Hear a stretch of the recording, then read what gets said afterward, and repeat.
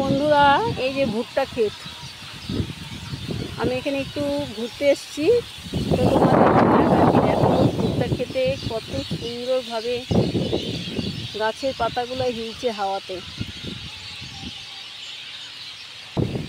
দেখো বন্ধুরা, এদিকে পালং আর সর্ষা শাক বুনেছে, গাছগুলো বেশ বড় হয়ে গেছে। দেখো কি সুন্দর, কি অপূর্ব লাগছে দেখতে। এটা একটা গ্রাম, ভালো লাগে। আরও আছে, আরও ওদিকটাতে আছে। আসো তো একটু দেখি ওখানটা কি লাগানো আছে, একটু দেখে যাই। পালং গাছ না, ওটা পালন, ছোট ছোট ওইটাই পালন।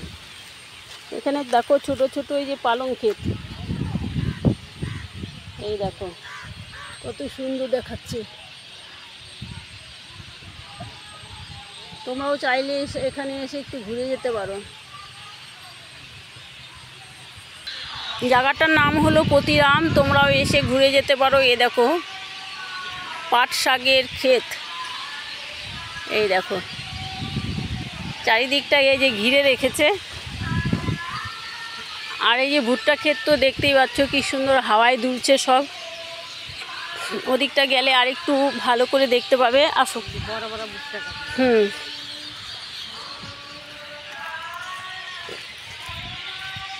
কি সুন্দর দেখো, কি সুন্দর, কি অপূর্ব লাগছে।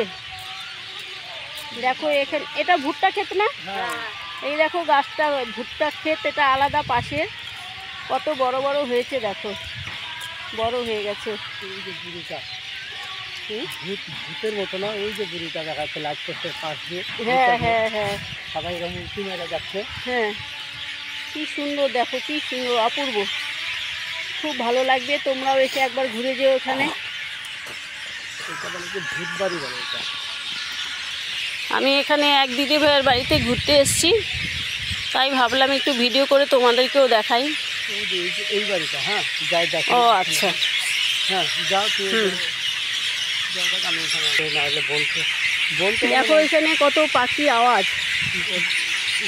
দেখো গাছে সন্ধ্যা নেমে আসছে আর পাখির কত আওয়াজ, গাছের পাতাগুলাই হিলছে আর পাখিরা চিল্লাচ্ছে।